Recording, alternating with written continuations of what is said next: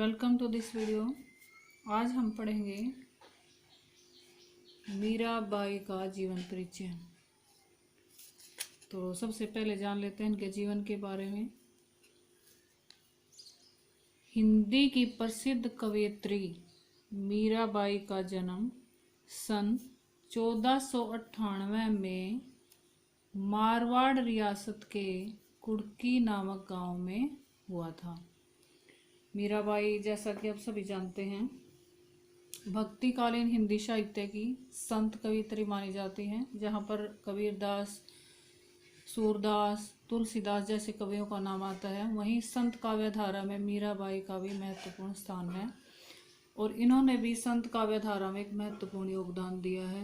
यानी हिंदी साहित्य की जो संत काव्य धारा है, भक्तिकालीन जो काव्य धारा है, उसमें मीराबाई ने अत्यंत महत्वपूर्ण योगदान दिया है। तो उन्हीं मीरा की यहाँ पर बात हो रही है कि उनके जीवन के बारे में पहले पढ़ेंगे। हिंदी की जो प्रसिद्ध कवित्री मीराबाई थी, उनका जन्म सन 1498 में मारवाड़ रियासत के कुड़की नामक गांव में हुआ था। मारवाड़ पड़ता है राजस्थान में।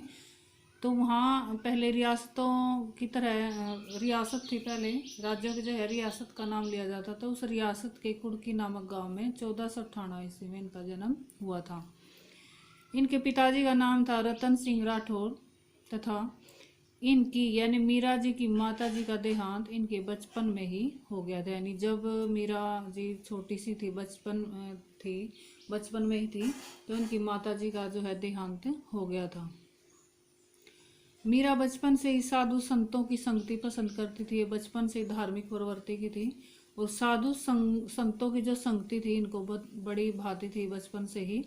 12 वर्ष की छोटी सी अवस्था में इनका विवाह मेवाड़ के महाराणा सांगा के बड़े पुत्र भोजराज से कर दिया गया था। यानी जब ये 12 वर्ष की हुई तो इनका विवाह मेवाड़ के महाराणा सांगा के बड़े पुत्र, जिनका नाम था भोजराज, उनके साथ कर दिया गया था।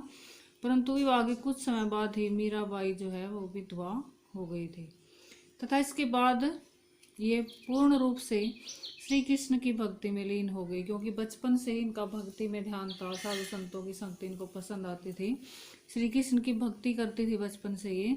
तो जैसे ये विधवा हुई, उनके इसके बाद पूर्ण रूप से श्री कृष्ण की भक्ति में ये लीन हो गई। परंतु राजघराने की वधू थी, तो राजघराने की वधू का साधु संतों के बीच बैठना, नाचना, इनके देवर या कहीं कहीं पर जेठ भी लिखा हुआ है, उनको अच्छा नहीं लगा था, क्योंकि एक राजघराने से संबंध ये रखती थी। इसीलिए उन्होंने 2 बार मीराबाई को मारने का प्रयास किया। यानी ऐसा सुनने में आता है, ऐसा किताबों में लिखा हुआ है कि कहीं कहीं पर जेठ लिखा हुआ, कहीं कहीं पर देवर, कि उन्होंने 2 बार उनको विष का प्याला दिया, यानी खाने में इनको जहर दिया ताकि वो मृत्यु को प्राप्त हो जाए। लेकिन दोनों बार ही मीराबाई जो है भगवान की कृपा से बच जाती है और अंत में मीरा राजघराना त्याग कर वृंदावन आ गई। और ऐसा माना जाता है कि बार बार जब उनके लिए षड्यंत्र रचे जाने लगे उनके घराने में, तो वहाँ से वो छोड़ छाड़ कर सब कुछ वृंदावन आ जाते हैं, क्योंकि श्री कृष्ण की भक्ति उनको करनी थी और यही उनकी साधना को उन्होंने अपना जीवन मान लिया था। तो वृंदावन आ जाते हैं और वहीं रहकर श्री रणछोड़ मंदिर में भगवान श्री कृष्ण की उपासना करने लगती है। रणछोड़ मंदिर वृंदावन में है और वहीं पर रहकर वो श्री कृष्ण की उपासना पूर्ण रूप से करने लगती है। और इसी स्थान पर सन 1546 ईस्वी में इनका देहांत हो गया था। यानी जब वो वृंदावन आ जाती हैं, वहीं पर मंदिर में रहकर पूजा पाठ या उनकी भक्ति में लीन हो जाते हैं श्री कृष्ण की। और इसी स्थान पर माना जाता है कि 1546 ईस्वी में इनका देहांत हो गया था।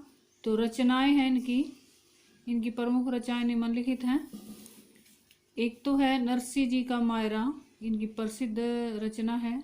मीरा पदावली, जिसमें 200 फुटकर पद हैं, यानी 200 पदों से मिलकर बनी है इनकी मीरा पदावली। इसके बाद है इनकी राग गोविंद व गीत गोविंद, इनकी टीकाओं के रूप में प्रसिद्ध है। इसके बाद देखते हैं इनकी साहित्यिक विशेषताएं एवं भाषा शैली।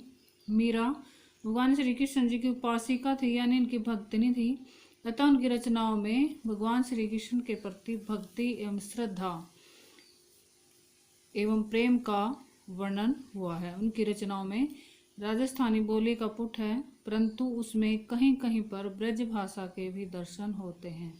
उनकी काव्य भाषा सादगी व सरलता से भरी हुई है, अतः उनके काव्य में तत्सम तद्भव तथा प्रचलित विदेशी शब्दों का सुंदर समन्वय मिलता है। क्योंकि वो राजस्थानी और क्योंकि वृंदावन में रहने लगी थी तो उनकी रचनाओं में ब्रज भाषा का पुट भी मिलता है। और राजस्थानी उनकी मेन भाषा थी, क्योंकि वहाँ से बिलोंग करती थी वो।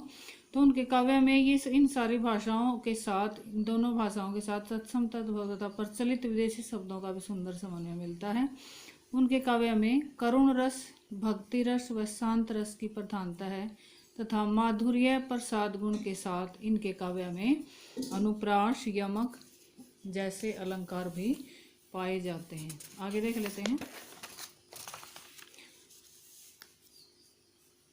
इनकी काव्य भाषा में गेयता का गुण भी विद्वान है, क्योंकि ये अपने पदों को गाती थी, तो इनकी जो काव्य की भाषा है अधिक, उसमें गेयता का गुण विद्वान है। गेयता का गुण का मतलब होता है कि उन रचनाओं, इनके जो पद हैं उनको गाया जा सकता है।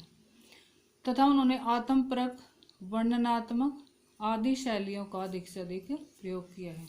तो ये था मीराबाई का जीवन परिचय, और ये इम्पोर्टेंट है एग्जाम के लिए। क्लास 11th में है ये, और इसको एज इट इज आप नोट्स के रूप में लिख सकते हो। तो आशा है आपको वीडियो पसंद आई होगी। अगर इस वीडियो पसंद आई है आपको तो इसको लाइक और शेयर ज़रूर कीजिए, और अगर मेरे चैनल को सब्सक्राइब नहीं किया है तो ज़रूर कर लीजिए। Thank you, have a nice day.